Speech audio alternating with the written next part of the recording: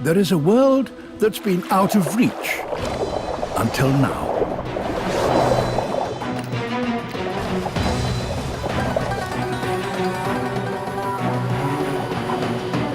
Two seas lie on either side of Saudi Arabia. One sea is beautiful, flamboyant, and sophisticated. The other is across the desert, a younger sea, secretive, tougher, different. Little in these two sister seas is as it appears.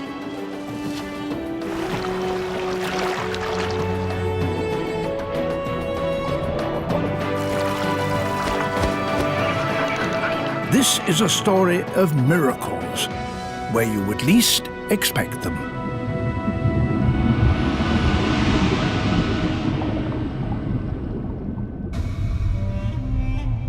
The two seas reach around the desert peninsula of Arabia like two arms.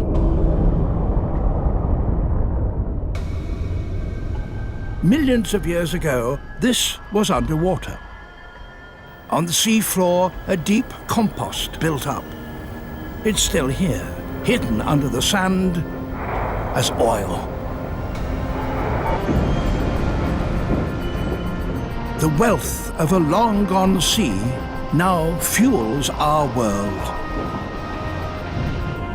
The natural riches of the past, as well as the present, are part of this story. 10,000 years ago, the Gulf was a swampy floodplain. When the sea level rose, it disappeared underwater. The Red Sea was formed much earlier, as Africa and Arabia's tectonic plates pulled apart, leaving a chasm a mile deep, now filled with seawater. The edges, fringed with coral, disappear into the depths.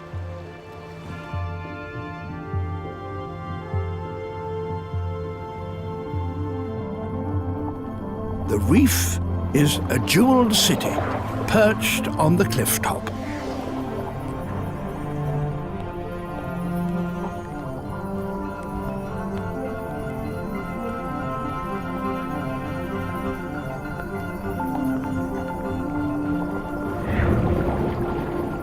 It's a community with amazing relationships between animals.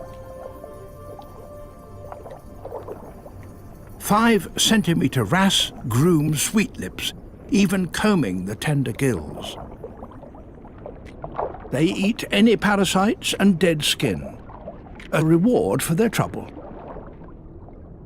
A moray eel, the 2.5-meter dragon of the reef, is attended by shrimps.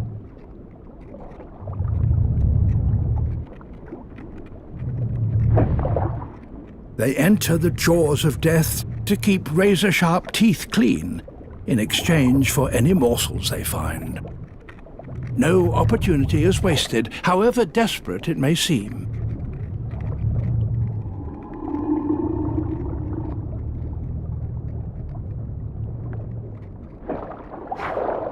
Damselfish hide in an anemone, protected by tentacles that would paralyze other fish. An anemone can close, and the local clownfish is finding his home a tight squeeze. Every relationship can have difficult moments.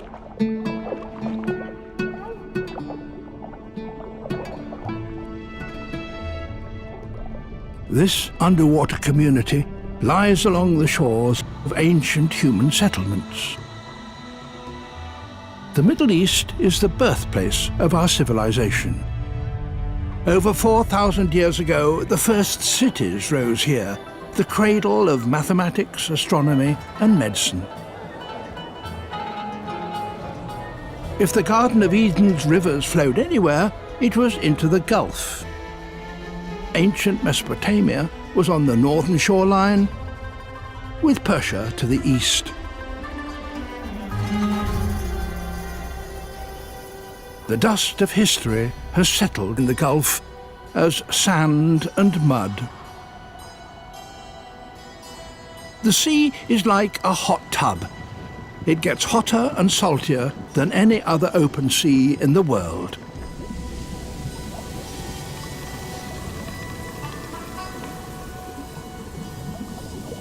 It's surprising that corals can survive.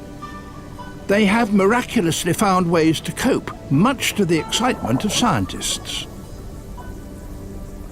There are other clues to hidden riches. A turtle on its way to find food. It's different from the Red Sea reef. This is more like a bombed-out city, devastated by heat and salt.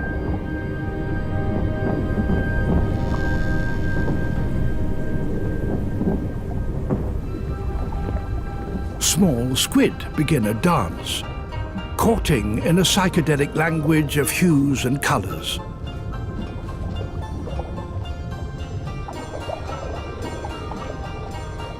Life in all its wonderful forms will emerge in the Gulf, though it's never obvious.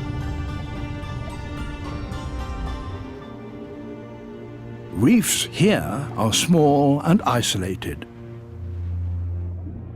Submerged sandy plains are an extension of the Arabian desert. But here, underwater, rocks turn into cuttlefish on closer inspection.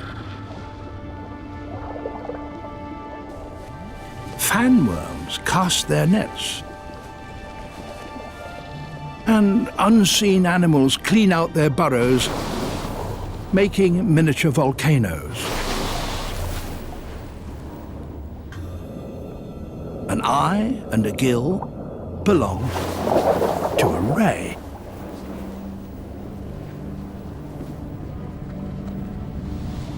Thousands of square kilometers of sand have been colonized by seagrass. The underwater meadows may not look like much, but this is one of the most productive habitats on Earth. Its riches are hard to see. Shrimpfish mimic seagrass. Blennies hide in holes. A 2-meter annulated sea snake is one of the most venomous creatures in the world, with several times a rattler's killing power. He hunts fish like little blennies. Got one.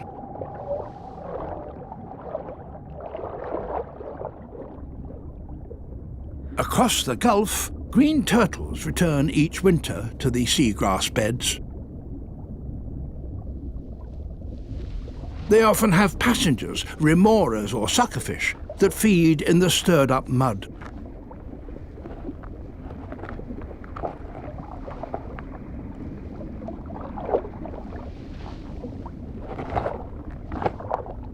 Many turtles graze only on the grass, but get extra protein from the microscopic animals encrusting each leaf. The strong sunlight filters through warm, shallow water. It's perfect for grass and algae.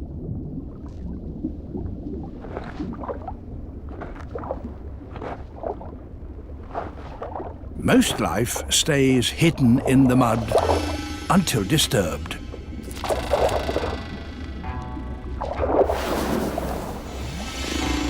The blue crab demands some privacy, and the giant vegetarian obliges.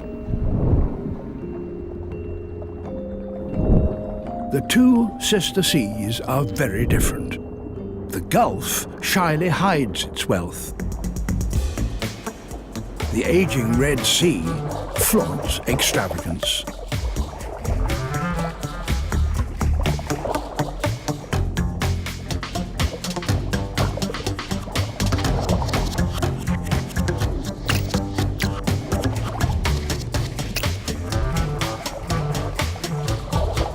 But the diamond-clear water of the Red Sea reveals the truth. Unlike the muddy Gulf, the reef has few nutrients in the water. The oasis seems to grow out of nothing.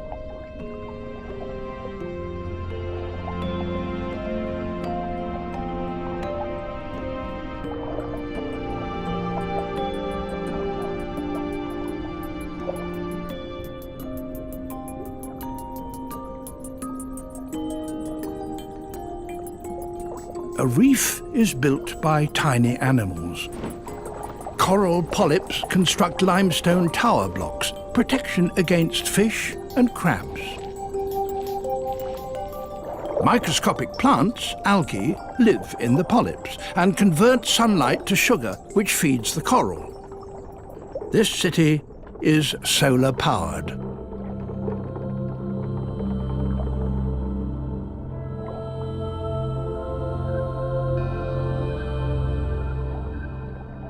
For millennia, the entrepreneurs here have slowly evolved an intricate society.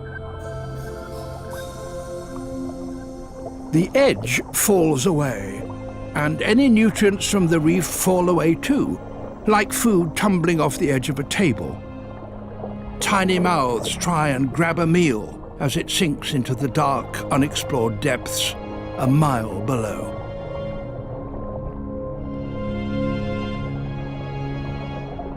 Along these city limits, gangsters prowl.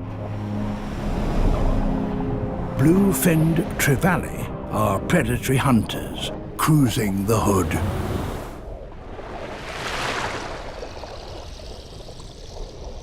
The wolves of the Red Sea Reef, trevallies, are hunting through a nursery school of juvenile fusiliers.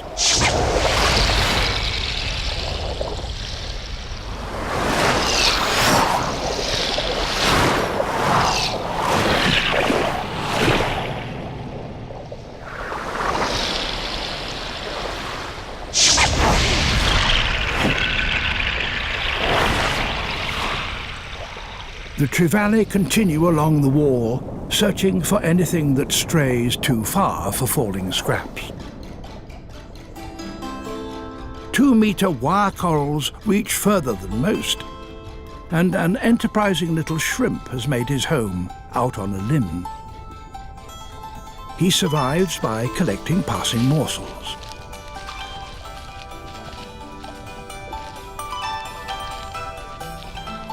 His frontier post puts him into a shoal of sleek unicorn fish.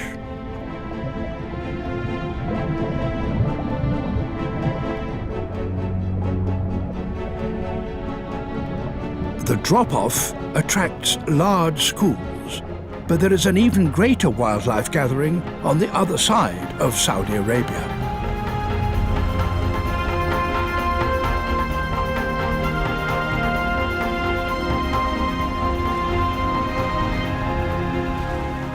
The Gulf is a hot, shallow sea, hardly an enticing destination. Yet here are 250,000 Socotra cormorants, 3/4 of the world population.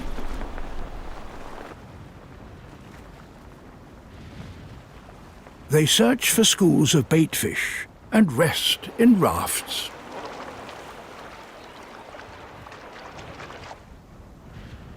Socotra cormorants breed here in winter on isolated islands.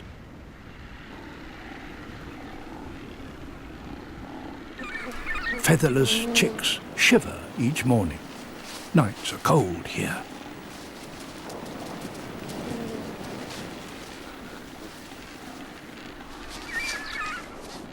Life in the colony is dangerous, loud, and smelly. Chicks are of various ages, and the older ones hang out in gangs. The younger chicks still need babysitters. Everyone is hungry. Gulls attack undefended chicks.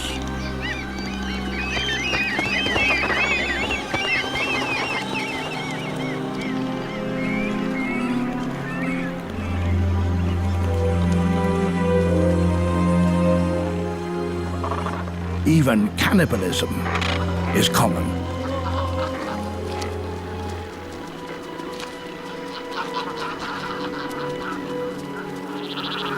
Temperatures swing from too cold to too hot in a few hours. Birds can't sweat and pant desperately to keep cool. There's no shade and no food.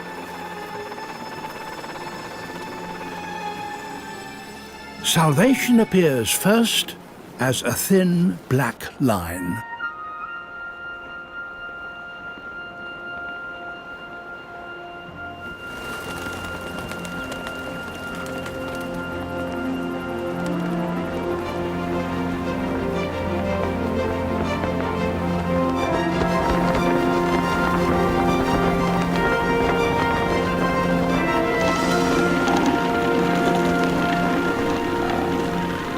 After a morning's fishing, tens of thousands of parents return to the colony with food.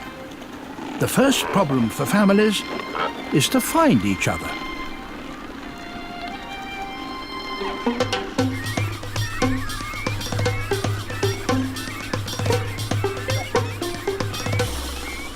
The lucky ones are fed quickly.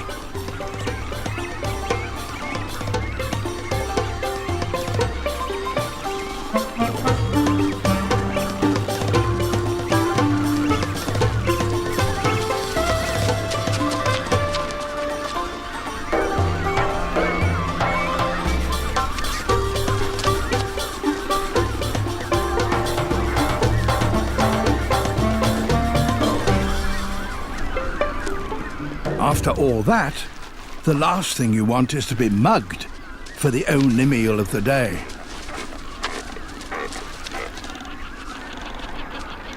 Hungry cormorants and reef herons wait until chicks are being fed, then swoop in.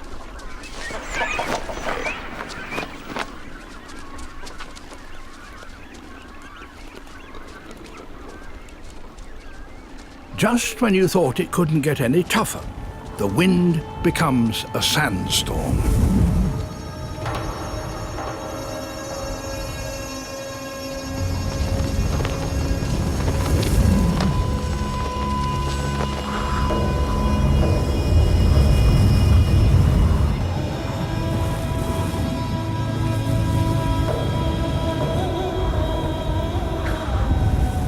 Sand and dirt are blown into the sea.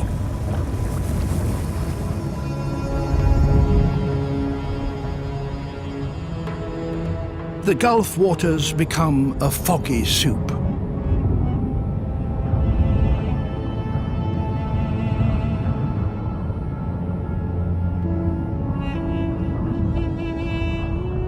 The silt reaches the seagrass meadows and animals turn grey.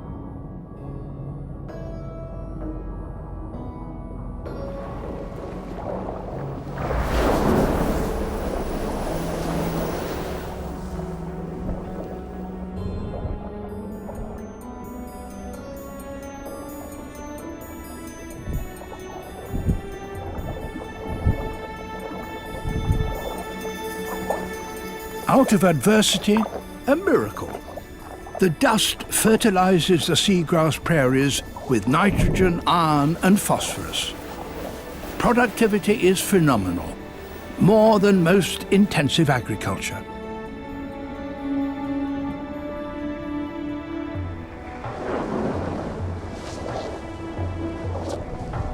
In February and March, green turtles begin their journey to their breeding grounds.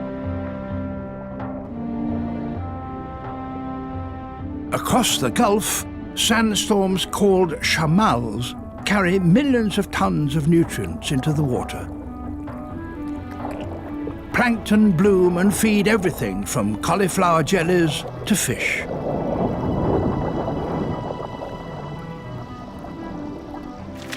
Cormorants rely on the dust storms to bring life to the Gulf.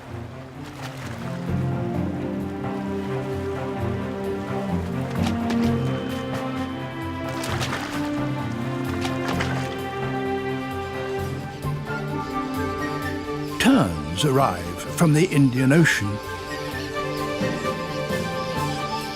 and striped mackerel just swim with their mouths open. Whale sharks arrive, 15 meters long and as heavy as several elephants. They're the biggest fish in the world, yet they eat tiny plankton. The Chamal sandstorms are the making of this place.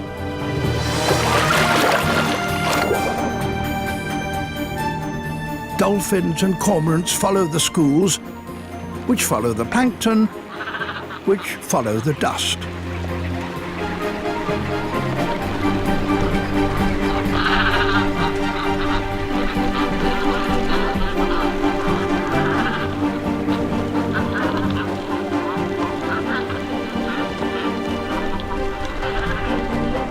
It's extraordinary, considering what happened here 20 years ago.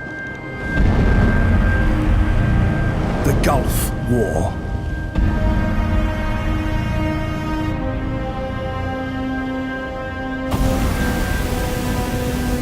Millions of litres of oil flowed from Kuwait into the sea in the biggest oil spill in history.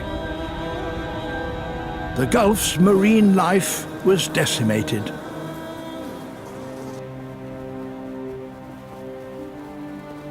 Miraculously, survivors returned. Wildlife has suffered heat, salt, dust, wars, and oil. Almost unnoticed, animals adapt and battle on.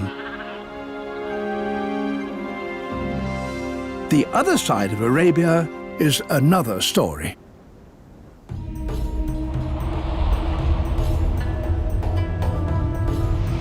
For most of the Red Sea reefs, sandstorms deliver few nutrients.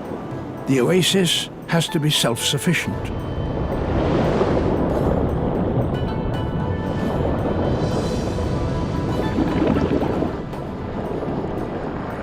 Storms and tides could stir up fertility, but mostly they just sweep the reef clean.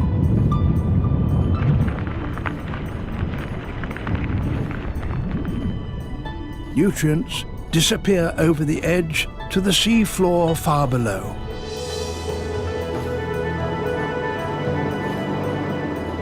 There are patches of sand, but even this is not what it seems.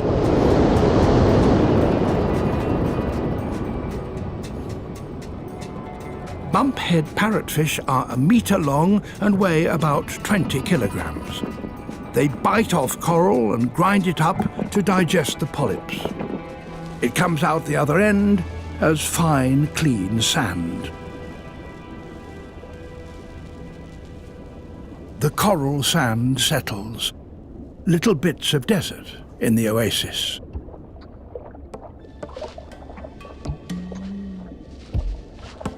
Goatfish and sea cucumbers search hungrily through the sand. Speeded up, we can see how busy they are.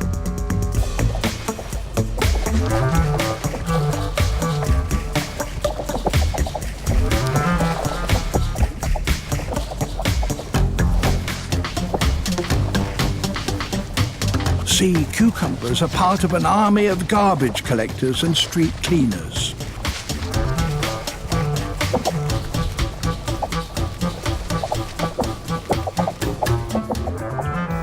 Starfish search for food too, but it's a risky business. Titan triggerfish are hunters, and one of the few able to take apart the starfish's spiny body.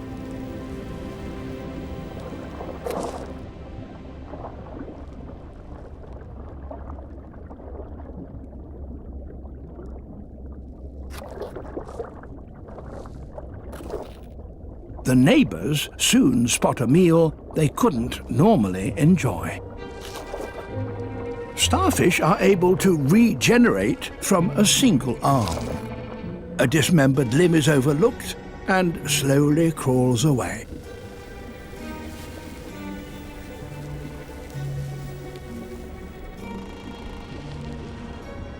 Nervous garden eels emerge from their burrows. They eat plankton. It'll take them all day to collect enough. They vanish if anything bigger passes by.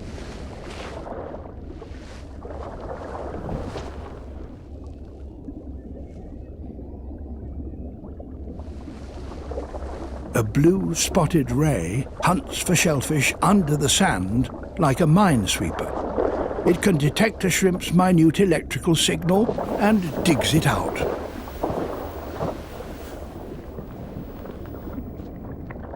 Smaller fish hope to catch anything stirred up by the ray. Its most reliable follower is a sand perch.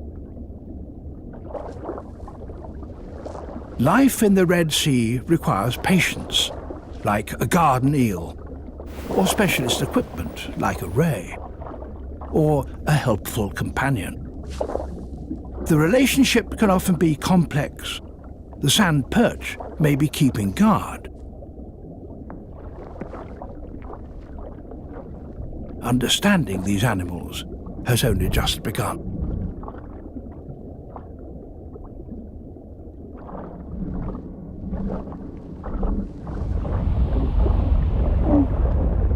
A 2-meter white-tipped reef shark is recognized and feared. So are barracuda, casting a shadow over the reef.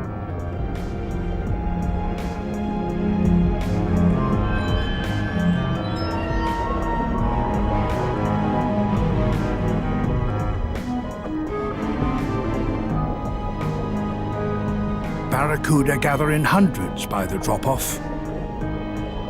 They're waiting for evening. The nocturnal pack hunters form a wheel of death.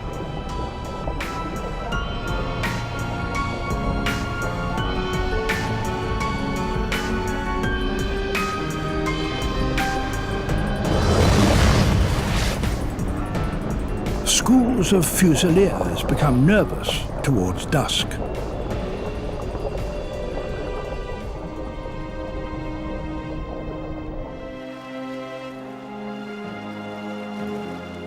As the day ends, a new drama will begin. Twilight in the Red Sea, and the moray eel emerges to hunt.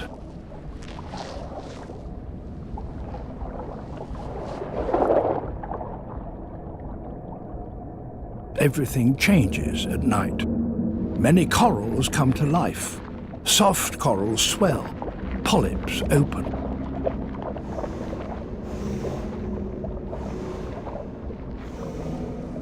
Basket stars, cousins of the starfish, climb onto a peak and unfurl their arms into a net.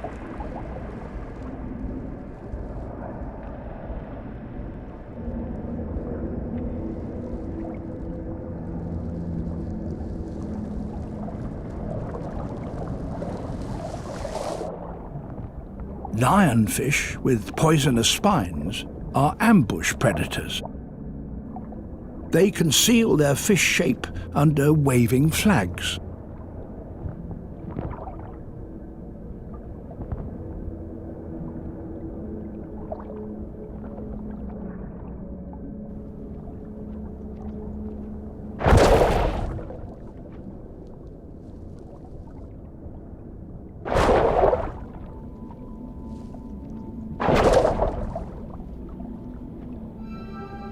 So small reef fish hide in the coral.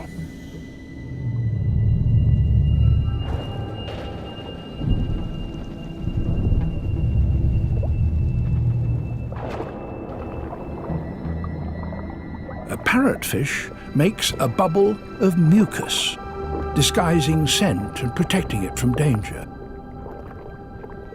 Here it hides until dawn breaks over the Red Sea.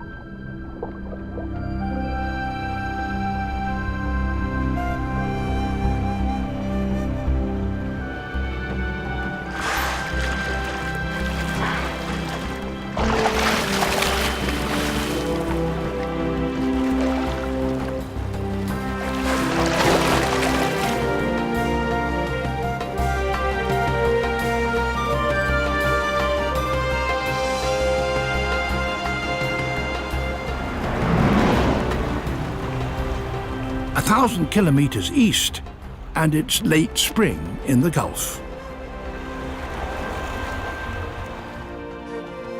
In May, the green turtle males are first to reach the sandy shallows. They're waiting for mates to arrive.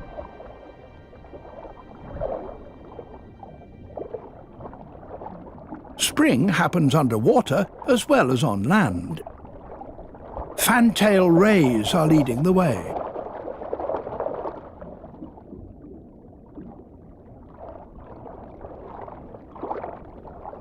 The first female turtle arrives and courtship begins.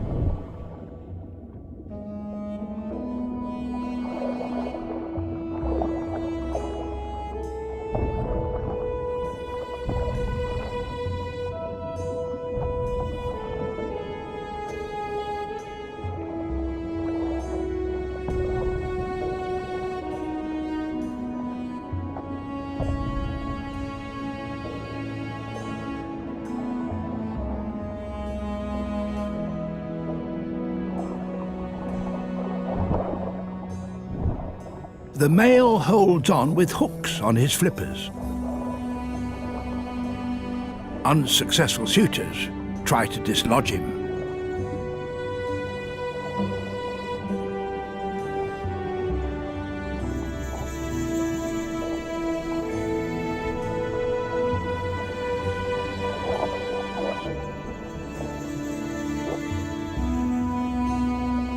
The couple may remain together all day, surfacing every 10 minutes or so for a breath.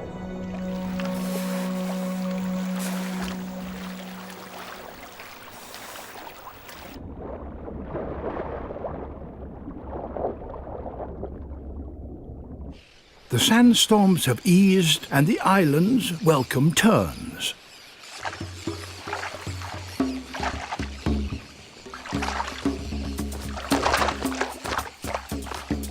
They wash off the dust before heading for the party.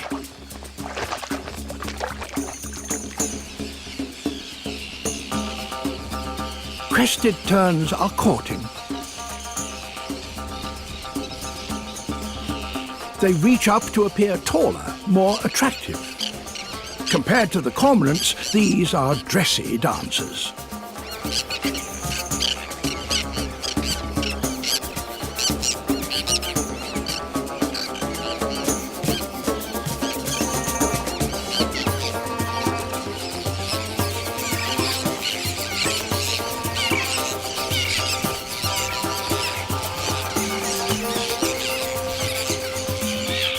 A small gift between white-cheeked terns seals their union.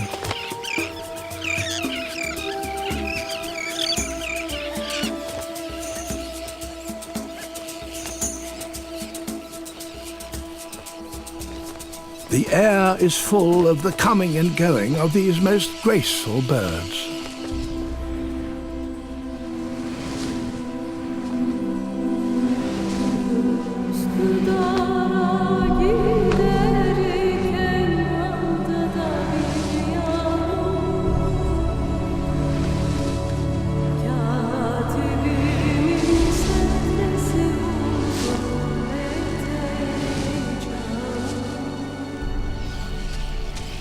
As the sand heats to 60 degrees, the terns need to do more than just shade the egg, and they're overheating themselves. Luckily, they have a trick. When the tern colony overheats, one of the parents goes skimming over the water, drinking and wetting their breast feathers.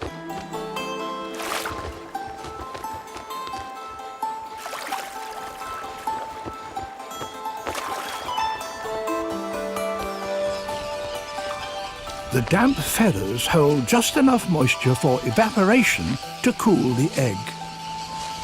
Very few other birds have learned this trick.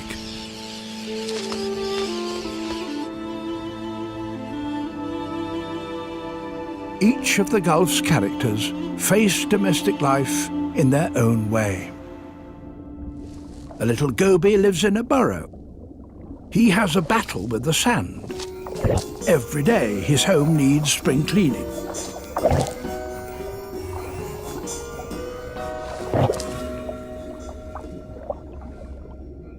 Another goby and another strategy. A shrimp dug his burrow and still lives here, cleaning out the sand.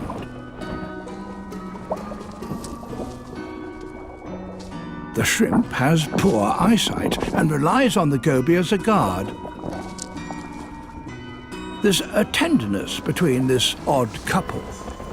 The shrimp always has a tentacle touching the goby, and the goby warns the shrimp with flicks of his fins. A sohal surgeonfish passes. The goby pushes the shrimp down the burrow. The hard-working housekeeper rarely goes out. Instead, it removes dirt and small visitors and parasites by eating them. The Gulf's characters may be less colourful than the Red Sea's, but are no less wonderful.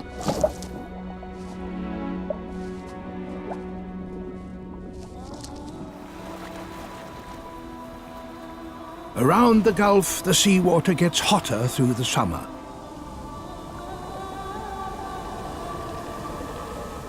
Corals generally bleach and die if sea temperatures rise even a little. The Gulf is about the hottest sea in the world, and corals here, like Acropora, are specially adapted and work with different algae. With sea temperatures expected to rise everywhere, some scientists think that the magical Gulf corals could be the salvation of the world's reefs.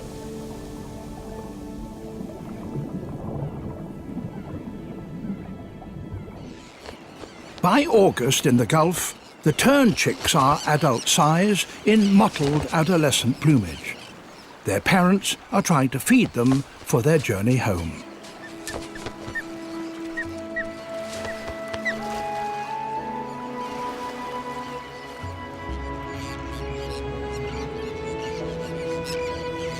As the sun falls, tracks in the sand lead to one of our green turtles. She'll dig a nest about 1 meter deep and lay about 100 eggs. Over her lifetime, she'll lay several thousand. The chances are very few will survive. The riches of the Gulf are hidden under sand and water and dust. The natural wealth buried here that has most changed us is oil.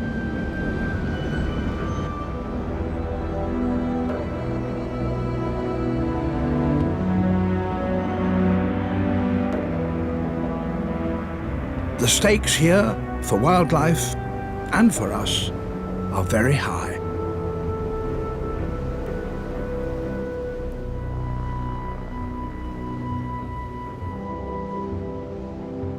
Oil tankers go around Arabia to the Red Sea, heading for the Suez Canal and Europe.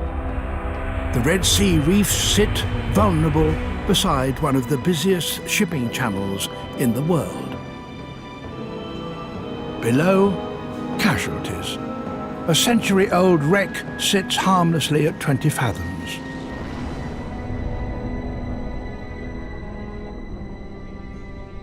This was a cargo steamer en route through the Suez Canal. Now it's part of the reef. The Red Sea and the Mediterranean were linked by the Suez Canal almost a century and a half ago. The wreck has been colonized by eggs and larvae from the reef. Leather corals reach out from below decks. Coral grouper and glassfish are in adjacent cabins. A red-mouthed grouper acts as a protector to the glassfish, guarding them from other groupers or jacks. But the babysitter snatches a few glassfish for himself, the price of his protection. In order to colonize a wreck or regenerate the reef, eggs and young must survive. Staying alive yourself is hard enough. Starting a family here, securing a future, is an extraordinary story. Love has reached the Red Sea Reef. Bannerfish take turns on the dance floor.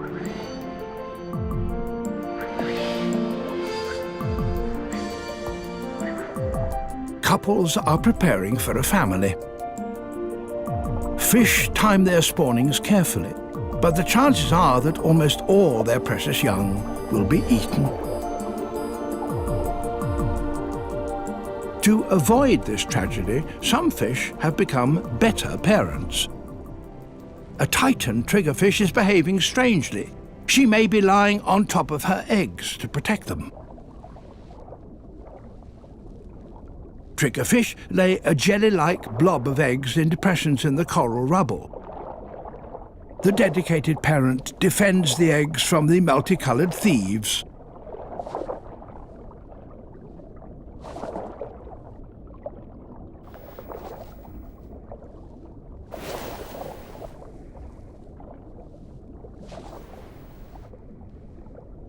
The triggerfish's mate comes to the rescue.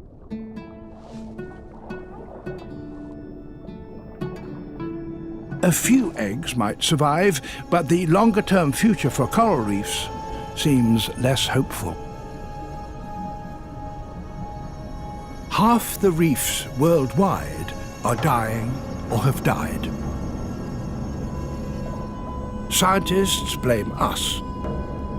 Pollution and a changing climate with warmer seas.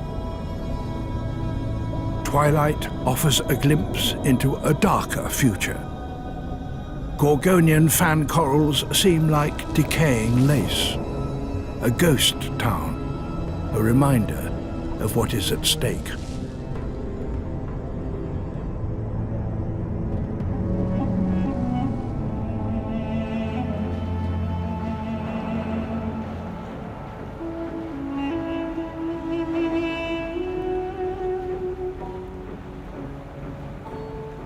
On the other side of Saudi Arabia is another vision of the future. In a sea beyond platforms and refineries, there is salvation and new life.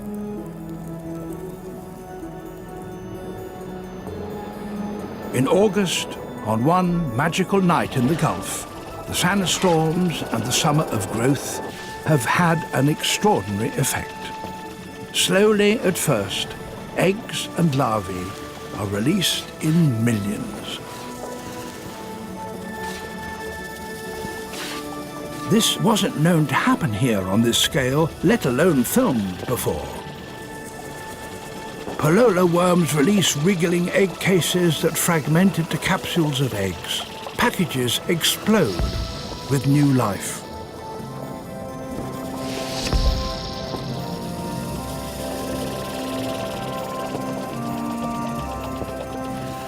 The specially adapted Gulf corals, the hardest survivors of a superheated sea, will release eggs too, and egg eaters can't possibly eat them all. Eggs and larvae begin a journey to regenerate the ocean. Ctenophores are joined by bigger jellies.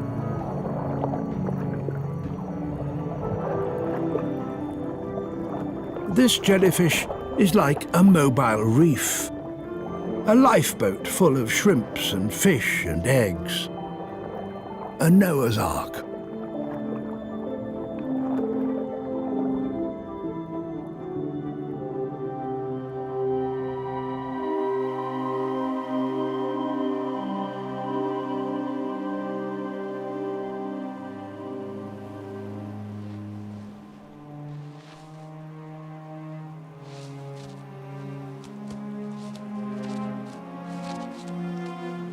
On the islands where cormorants and terns nested, and dust storms blew nutrients into the sea, now baby green turtles start on their journey.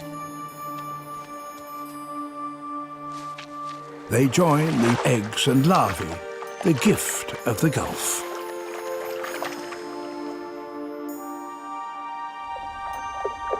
One lucky hatchling might survive to return here in about 20 years' time. By then, tougher corals from the Gulf may be helping the Red Sea Reef to cope with warmer times. The Gulf at first seemed like the ugly duckling of the two seas. Now it seems the Gulf may perform a final miracle and restock the reef. The two seas are an extraordinary reflection of each other.